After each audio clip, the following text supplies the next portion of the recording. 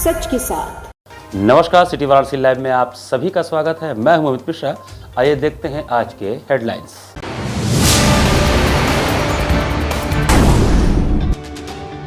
काशी में धूमधाम के साथ मनाई गई गोपाष्टमी, विधि विधान के साथ पूजी गई गौ माता।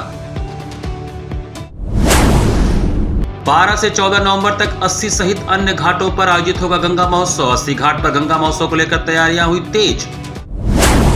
गोपाष्टमी को शंकराचार्य जी ने रवाना किए सभी प्रदेशों में गौ प्रतिनिधि। 27 मार्च 2025 को वाराणसी में होगा गौ महाकुंभ का आयोजन। और रामनारायण पार्क, बेनियाबाग, वाराणसी में 10 दिवसीय गांधी शिल्प बाजार का शुभारंभ। और अब समाचार विस्तार से। गोपाष्टमी के पावन अवसर पर नगर में जगह जगह गौ माता के विधि विधान से पूजन अर्चन का कार्यक्रम आयोजित किया गया। गोपाष्टमी के पावन अवसर पर नगर में जगह जगह कार्यक्रम आयोजित कर गौ माता का विधि विधान के साथ पूजन अर्चन किया गया। धर्म सम्राट स्वामी करपात्री जी महाराज की तपोभूमि धर्म संघ मणि मंदिर में दिन भर विविध आयोजनों से चहकता रहा। शनिवार को दुर्गाकुंड स्थित प्रांगण में धूमधाम से गौ पूजन किया गया। परिसर में स्थापित स्वामी करपात्री आदर्श गौशाला में प्रातः 7 बजे से धर्म संघ महामंत्री पंडित जगजीतन पांडे ने सविधि पूजन अर्चन प्रारंभ किया। धर्म संघ पीठाधीश्वर स्वामी शंकरदेव चैतन्य ब्रह्मचारी जी महाराज के पावन सानिध्य में 21 वैदिक ब्राह्मणों एवं 111 बटुकों द्वारा शुक्ल यजुर्वेद के मंत्रोच्चार के बीच षोडशोपचार विधि से गौ पूजन किया गया। सर्वप्रथम गौरी गणेश पूजन तथा आदित्य सूर्य पूजन किया गया। तत्पश्चात भगवान विष्णु पूजन के बाद गौ पूजन किया गया। गोपाष्टमी के अवसर पर गौशाले में सैकड़ों की संख्या में रह रही शुद्ध देशी गाय, साहिवाल, गंगातीरी, गीर गायों को प्रातःकाल पंचगव्य पंचामृत स्नान कराया गया। इसके बाद गायों का रंग बिरंगे रेशमी वस्त्र, मुकुट, आभूषण आदि से श्रृंगार किया गया था।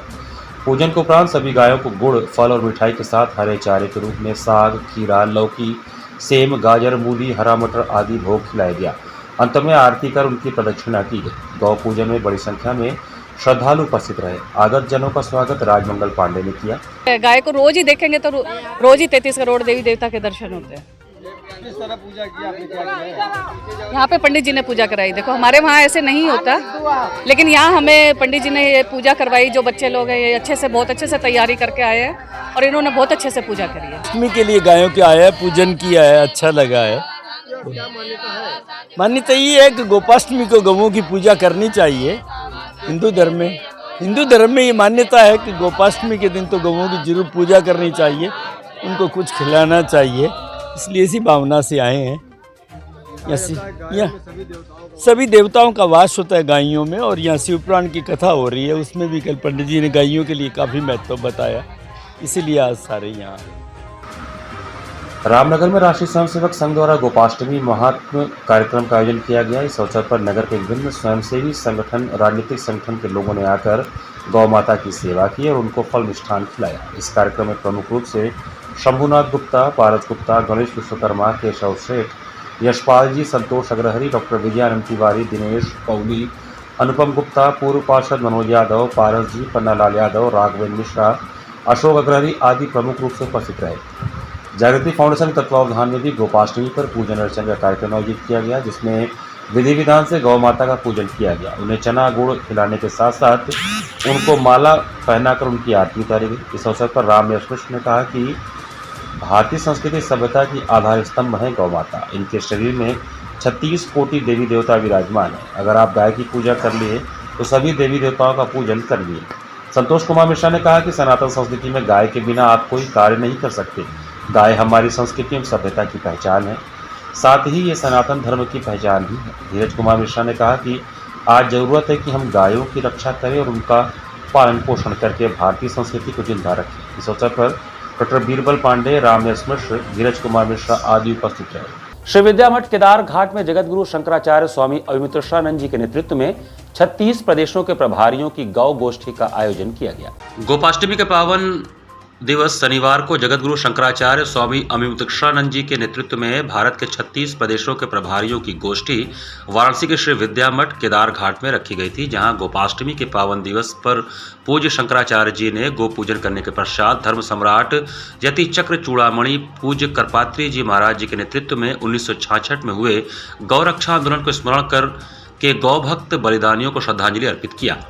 जगतगुरु शंकराचार्य ने वर्तमान संवत्सर को गौ संवत्सर के रूप में घोषित किया है, जिसके अंतर्गत गो प्रतिष्ठा आंदोलन के अगले क्रम में अब जिला स्तर, विधानसभा स्तर पर गो ध्वज की स्थापना की जाएगी, जिसके लिए 36 प्रदेश के प्रभारियों को गो ध्वज प्रदान किए जाएंगे।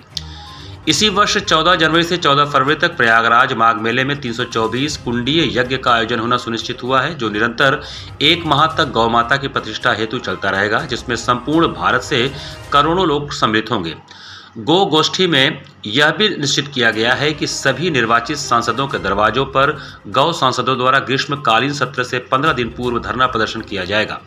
धरना प्रदर्शन का मुख्य उद्देश्य निर्वाचित सांसदों से अपेक्षा की जाएगी कि स्वयं को गौभक्त या गौद्रोही घोषित करें। गौ संवत्सर के पूर्ण होने पर उसके पूर्व 27 मार्च 2025 को वाराणसी में गौ महाकुंभ का आयोजन किया जाएगा, जिसमें संपूर्ण भारत से 1.25 करोड़ गौ भक्त सम्मिलित होंगे। इस अवसर पर संपूर्ण राष्ट्र के सनातनी गौ भक्तों, गौ प्रतिष्ठा हेतु सतत संघर्ष करने वाले आंदोलनकारियों, गौ रक्षकों को सम्मानित किया जाएगा तथा संपूर्ण भारत में कम से कम 33 करोड़ गौ मतदाताओं को शपथ दिलाने का अभियान तेज किया जाएगा। गौ प्रतिष्ठा का जो आंदोलन देश में चल रहा है, उसमें अभी तक जो कुछ कार्य हो गया उसको भी बताना था आपके माध्यम से देश की जनता को, और साथ ही साथ आगे के जो कार्यक्रम हैं वो भी घोषित करने थे। तो इसी दृष्टि से आज गोपाष्टमी का पर्व है। गौ माता के संदर्भ में हम लोगों ने गौ पूजा की है, तो गौ माता के संदर्भ में जो कार्य हम लोग करने जा रहे हैं वो भी आपके माध्यम से पूरे देश को बताने का उद्देश्य है। बेनियाबाग में शनिवार को आत्मनिर्भर भारत को समर्पित राष्ट्रीय गांधी शिल्प बाजार का शुभारंभ हुआ। भारत के दूरदर्शी एवं यशस्वी प्रधानमंत्री के संकल्प आत्मनिर्भर भारत को समर्पित केंद्र सरकार के वस्त्र मंत्रालय द्वारा प्रायोजित एवं पूर्वांचल निर्यातक संघ वाराणसी द्वारा आयोजित गांधी शिल्प बाजार का बेनियाबाग में 9 नवंबर शनिवार को काशी के लोकप्रिय मंत्री रविंद्र जायसवाल, राज्य मंत्री उत्तर प्रदेश सरकार, दिलीप पटेल अध्यक्ष भाजपा काशी क्षेत्र, अशोक तिवारी महापौर नगर निगम वाराणसी, डॉक्टर नीलकंठ तिवारी पूर्व मंत्री एवं विधायक शहर दक्षिणी, धर्मेंद्र सिंह विधान परिषद सदस्य उत्तर प्रदेश, विद्यासागर राय अध्यक्ष भाजपा महानगर वाराणसी द्वारा शुभारंभ किया गया। इस 10 दिवसीय शिल्प बाजार में संपूर्ण भारत के हस्तशिल्पी एवं बुनकर भारत सरकार के सतत प्रयास से अपने उत्पादों की प्रदर्शनी एवं बिक्री करेंगे। त्योहार एवं लगन के समय केंद्र सरकार की इस अनूठी पहल से न सिर्फ जरूरतमंद हस्तशिल्पियों की आर्थिक सहायता होगी, बल्कि काशी के आम लोगों एवं पर्यटकों को भी सीधे हस्तशिल्पियों एवं बुनकरों से सस्ते मूल्य पर कलात्मक वस्तुएं खरीदने का अवसर प्राप्त होगा। इस मौके पर रविंद्र जायसवाल एवं अशोक तिवारी ने हस्तशिल्पियों द्वारा निर्मित आर्टिफिशियल ज्वेलरी एवं अन्य उत्पादों का अवलोकन किया एवं मेले में भ्रमण कर उनका उत्साहवर्धन किया तथा उनके कार्य की सराहना की। इस दौरान मंत्री रविंद्र जायसवाल ने बताया कि हमें अपने देश के उत्पादों के बारे में लोगों से चर्चा करनी चाहिए। हमारी नैतिक जिम्मेदारी बनती है कि हम अपने देश की लोकल वस्तुओं को प्रमोट करें, इसकी खरीदारी करें। उन्होंने बताया कि इस शिल्प मेला में 160 से अधिक स्टॉल लगे हुए हैं, जो अलग अलग स्थान जैसे केरल, आंध्र प्रदेश, राजस्थान जैसे तमाम बड़े बड़े शहरों से लोग यहाँ अपने वस्तुओं की प्रदर्शनी लगाए हुए हैं। आपको कहीं जाने की जरूरत नहीं है, न राजस्थान, न आंध्र प्रदेश, न कर्नाटक, न तमिलनाडु। सारे सामान एक ही स्थान पर यहाँ पर आपको उपलब्ध हो जाएंगे। इसके लिए हम मोदी जी को आभार व्यक्त करते हैं। यह मार्केट करने का अच्छा अवसर है, साथ ही साथ कारीगरों को उनके बाजार में अच्छा अवसर मिला है। इस कार्यक्रम में हस्तशिल्पियों में उद्यमिता की भावना विकसित होगी और भारत सरकार के आत्मनिर्भर भारत के सपने साकार होंगे। इस अवसर पर भाजपा काशी क्षेत्र के अध्यक्ष दिलीप पटेल ने हस्तशिल्पियों को जागृत करते हुए कहा कि उनका यह काम अद्वितीय है। उन्हें अपने काम को समर्पित भाव से करने की आवश्यकता है, जिससे उनकी कला को विशिष्ट पहचान मिल सके। इस कला से वाराणसी का ही नहीं अपितु पूरे प्रदेश का नाम गौरवान्वित होगा। इस मौके पर पूर्वांचल निर्यातक संघ के अध्यक्ष नवीन कपूर ने कहा कि इस कार्यक्रम का मुख्य उद्देश्य हस्तशिल्पियों द्वारा बनाए गए उत्पादों को बाजार उपलब्ध कराना एवं उनको प्रोत्साहन देकर आगे बढ़ने को प्रेरित करना है। अतिथियों का स्वागत क्षेत्रीय निदेशक हस्तशिल्प वीपी ठाकुर, मध्य क्षेत्र कार्यालय लखनऊ एवं वरिष्ठ सहायक निदेशक हस्तशिल्प सरोज कुमार सिंह ने किया। धन्यवाद एवं आभार प्रकाश पूर्वांचल निर्यातक संघ के अध्यक्ष नवीन कपूर ने किया। इस अवसर पर उपस्थित सैयद हसन अंसारी, रघु मेहरा, अमिताभ सिंह, महमूद अल हसन, राजेश कुशवाहा, वकील अंसारी, सुरेश सिंह, जगदीश त्रिपाठी सहित अनुराग कपूर, अनिल अग्रवाल एवं रईस अहमद तथा अन्य लोग उपस्थित रहे। बेनियाबाग में 10 दिवसीय गांधी शिल्प बाजार का मेला लगाया गया है, जहां देश भर के बड़े बड़े शिल्पीकार अपने उत्पादन को लेकर के यहाँ पर आए हुए हैं। यह बनारस सहित पूर्वांचल का सौभाग्य है कि एक ही परिसर के अंदर पूरे देश भर के अच्छे अच्छे उत्पादन को खरीदारी करने का अवसर मिलेगा। और साथ ही साथ ये जो यहाँ के शिल्पीकार आए हैं उनको बाज़ार मिलेगा। सभी से मेरा आग्रह है कि लोकल फॉर वोकल, हमें अपने देश के सामान को खरीदना चाहिए, उनका उत्साह बढ़ना चाहिए।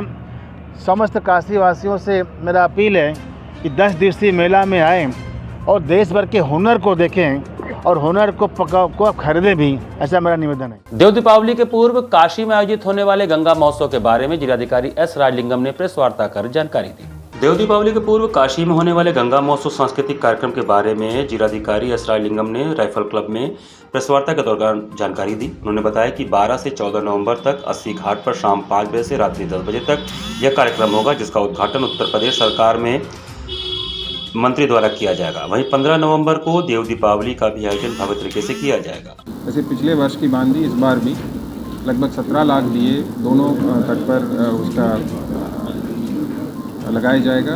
उसके साथ साथ सांस्कृतिक कार्यक्रम भी नवंबर 12 तारीख से लेकर 14 तारीख तक हमारे नमो घाट में, राजघाट में और अस्सी घाट में जो मेन प्रोग्राम है, अब तक राजघाट में जो होता रहा वो इस बार अस्सी घाट में होगी और 15 तारीख का जो कार्यक्रम है वो नमो घाट में होगी।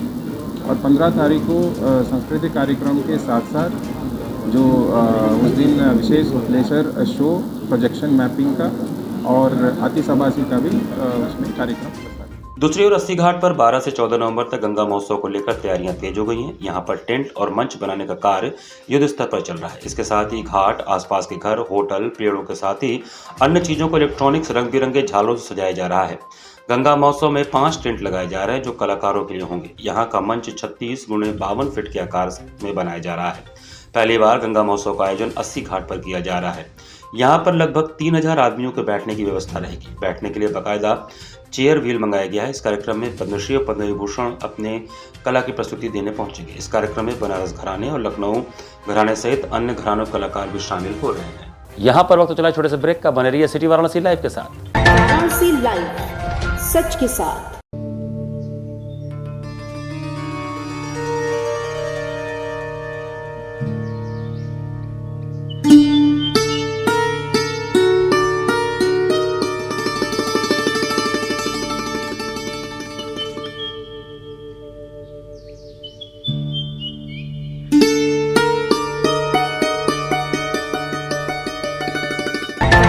लाइव, सच के साथ। ब्रेक के बाद आपका स्वागत है।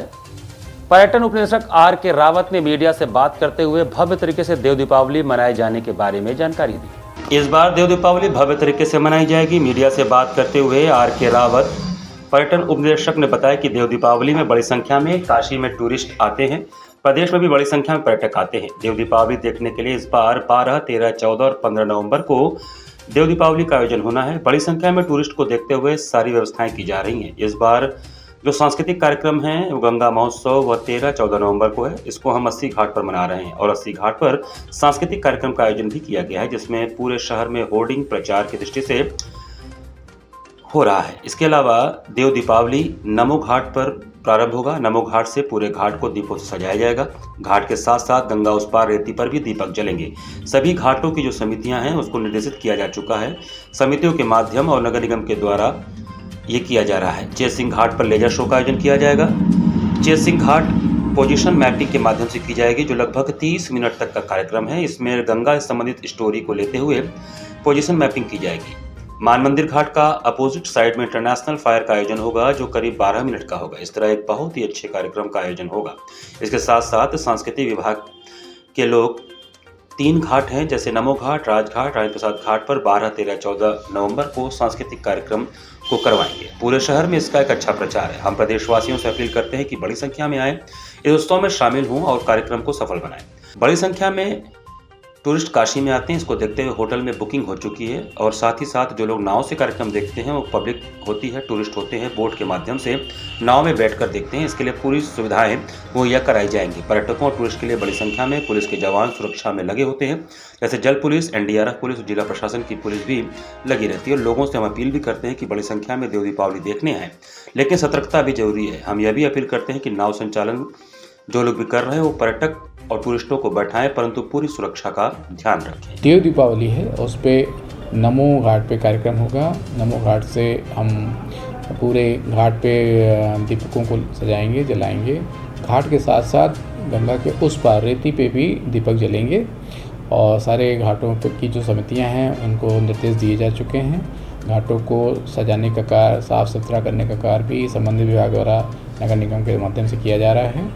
और इसमें जो चेत सिंह का किला है, चेत सिंह घाट है, उस पर प्रोजेक्शन मैपिंग विभाग के माध्यम से, पर्यटन विभाग के माध्यम से की जाएगी, जो करीब 30 मिनट का कार्यक्रम है। इसमें गंगा से संबंधित स्टोरी को लेते हुए ये प्रोजेक्शन मैपिंग की जाएगी। फिर जो मंदिर है, मंदिर घाट के ठीक अपोजिट साइड में इंटरनेशनल फायर क्रैकर शो का आयोजन होगा, जो करीब 12 मिनट का होगा। इस तरह ये एक अच्छा कार्यक्रम होगा। और साथ ही साथ जो कल्चर डिपार्टमेंट है, सांस्कृतिक विभाग है, उसके माध्यम से भी 3 घाट पे, जिसमें नमो घाट, राजघाट और राजेंद्र प्रसाद घाट पे तीनों दिन यानी 12, 13, 14 इस नवंबर में सांस्कृतिक कार्यक्रम होंगे। तो पूरे शहर में इसका एक अच्छा प्रचार है और हम आपके चैनल के माध्यम से ये भी जनता से कहना चाहेंगे कि बड़ी संख्या में लोग आएँ और ये एक अच्छा कार्यक्रम है, एक अच्छा उत्सव है। इस उत्सव में शामिल हों और जो कार्यक्रम किए जा रहे हैं उसमें वो शामिल हों। रामछाट पार शिल्पन्यास में कलर्स का डिवाइन एक्सप्रेशंस ग्रुप द्वारा कला प्रदर्शनी का आयोजन किया गया है। कलर्स का डिवाइन एक्सप्रेशंस ग्रुप द्वारा ईशी आर्ट गैलरी रामछाट पार शिल्पन्यास सामने घाट में प्रदर्शनी आयोजित किया गया, जिसमें 11 कलाकारों की कलाकृतियां प्रदर्शित की गई, जिसमें गोवा, दिल्ली, बरेली, रामपुर, चंडीगढ़ के कलाकार भाग ले रहे हैं। यह कलाकृतियां अलग अलग विषयों पर आधारित हैं। प्रदर्शनी का उद्घाटन मुख्य अतिथि डॉक्टर बाला लखेंद्र, पत्रकारिता एवं जनसंप्रेषण विभाग, काशी विश्वविद्यालय वाराणसी, डॉक्टर अनिल कुमार सिंह, पर्यटन प्रबंधन, काशी विश्वविद्यालय, अखिल भारतीय सह प्रचार प्रमुख, भारतीय शिक्षण मंडल द्वारा किया गया। डॉक्टर बाला लखेंद्र ने उद्घाटन के पश्चात सभी कलाकारों को बधाई और शुभकामनाएं दी। इस कला प्रदर्शनी में सुरेश कुमार, सौरभ राजपूत, वासु हरित, नीना ओबराय, तृप्ति राजन, ईशा शाह, विजेता शर्मा, मोहिनी आदि कलाकारों ने भाग लिया है। डॉक्टर अंचल रोशनी ने बताया कि colours of divine expressions trust का मुख्य उद्देश्य कलाकारों की प्रतिभा को सामने लाना है। यह प्रदर्शनी 11 नवंबर तक सुबह 11 से 5 बजे तक सभी कला प्रेमियों के लिए खुली रहेगी। जो धरती से लगा हुआ है, जो ये दर्शाता है कि धरती में ही सब कुछ समाया हुआ है और उससे ही सब कुछ उत्पन्न हो रहा है। शिव में ही सब समाहित है। स्वामी हरसेवान पब्लिक स्कूल के वनपुरवा शाखा में 97 यूपी बटालियन एनसीसी के सम्मिलित वार्षिक प्रशिक्षण शिविर का आयोजन किया गया है। स्वामी हरसेवान पब्लिक स्कूल वनपुरवा वाराणसी में 97 यूपी बटालियन एनसीसी का सम्मिलित वार्षिक प्रशिक्षण शिविर 323 संचालित हो रहा है। यहाँ पर कैडेटों को पीटी, योग, ड्रिल तथा .22 राइफल और एसएलआर से संबंधित सामान्य जानकारी और उसके खोलने जोड़ने की जानकारी दी जा रही है। इसी क्रम में शनिवार को एनडीआरएफ की टीम के इंस्पेक्टर चमन किशोर गुप्ता ने कैडेटों को विभिन्न प्रकार के फर्स्ट एड और विभिन्न आपदाओं में किस प्रकार अपना और अपने आसपास के लोगों का बचाव करना है, इसकी विस्तार से जानकारी प्रदान की। जैसे बाढ़ की स्थिति में घर में मौजूद सामान से किस प्रकार हम बाढ़ से बचने के उपकरण बना सकते हैं, इसी प्रकार सांप के काटने पर हमें किस प्रकार प्रथम उपचार करना चाहिए, आग लगने पर होने वाली हानि से बचने के लिए कैसे आग पर काबू किया जाए और उसके क्या क्या उपाय हो सकते हैं, भूकंप आने पर हम अपना किस प्रकार बचाव कर सकते हैं और घायलों की किस प्रकार मदद कर सकते हैं, इसकी विस्तार से जानकारी प्रदान की। इस अवसर पर हरसेवान पब्लिक स्कूल के प्रधानाचार्य डॉक्टर ए.के. चौबे, अधीक्षक lieutenant M S. Yadav, camp commandant colonel S K. Pandey, administrative officer colonel Siddharth Singh, camp adjutant major Anil Kumar, captain Amit Singh, lieutenant Arun Kumar Maurya, lieutenant Ayush Kumar, Subedar major Anil Kumar तथा अन्य पीआई स्टाफ मौजूद थे। पंचगंगा घाट पर गोस्वामी तुलसीदास जी द्वारा स्थापित प्राचीन मंगल चरण हनुमान जी के मंदिर में श्री रामचरित मानस नवान्न पारायण महायज्ञ का आयोजन किया गया है। पंचगंगा घाट पर बिंदु माधव गोस्वामी तुलसीदास द्वारा स्थापित प्राचीन मंगल चरण हनुमान जी मंदिर पर श्री रामचरित मानस नवान्न पारायण महायज्ञ आयोजित किया गया। शनिवार को तीसरे दिन राम विवाह हुआ। अशोक तिवारी, मानस तिवारी, रवि तिवारी, महंत घनश्याम दुबे, कैलाश दुबे ने हनुमान जी की आरती उतारी। इस अवसर पर बड़ी संख्या में भक्तगण उपस्थित रहे।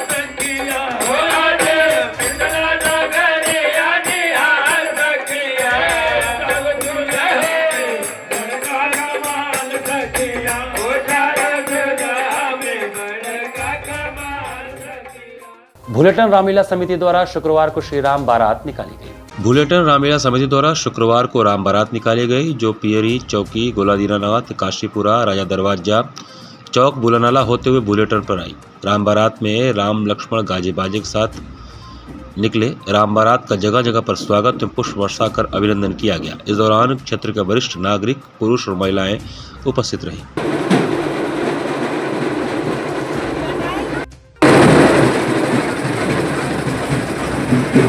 इसी के साथ सिटी वाराणसी लाइव का ये संस्करण हम ही समाप्त करते हैं। मुझे दीजिए आज्ञा। नमस्कार।